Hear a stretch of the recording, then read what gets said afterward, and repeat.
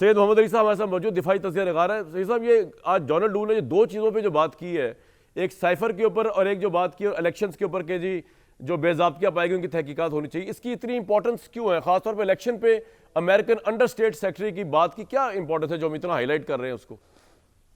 देखिए जी, मेरे ख्याल में तो जो आज की हियरिंग है वो 3 एतबार से बहुत अहमियत की हामिल है। मैं मुख्तसर बता देता हूँ।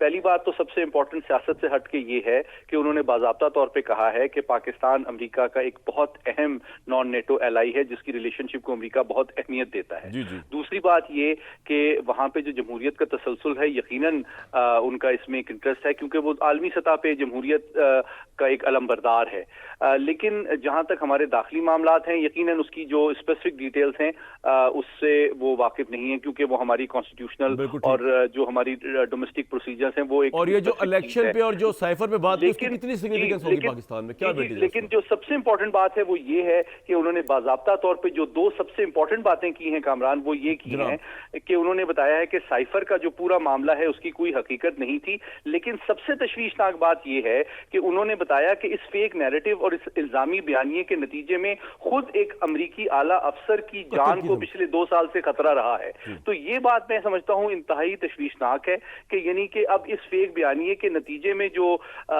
थ्रेट्स पोज किए जाते हैं वो सिर्फ पाकिस्तान की सरहदों तक महदूद नहीं है बल्कि आला और इलेक्शन पे जो उन्होंने कमेंट दिया उसकी कोई सिग्निफिकेंस है या कोई सिग्निफिकेंस नहीं है? मेरे ख्याल में तो नहीं है, लेकिन आपकी राय। कि मैं ये समझता हूं कि ये उनका एक कमेंट है, लेकिन ये उनकी पॉलिसी की उस तरह से तर्जुमानी नहीं है क्योंकि उन्होंने कोई डिमांड नहीं की है आपसे। अलबत्ता उन्होंने ये एक फैक्ट शेयर किया है कि खुद उनकी जान को इस फेक बयानिए के नतीजे में 2 साल से खतरा रहा है। बहुत शुक्रिया सैयद मोहम्मद अली साहब, आपसे इंशाल्लाह वक्त वक्त बात करते रहेंगे।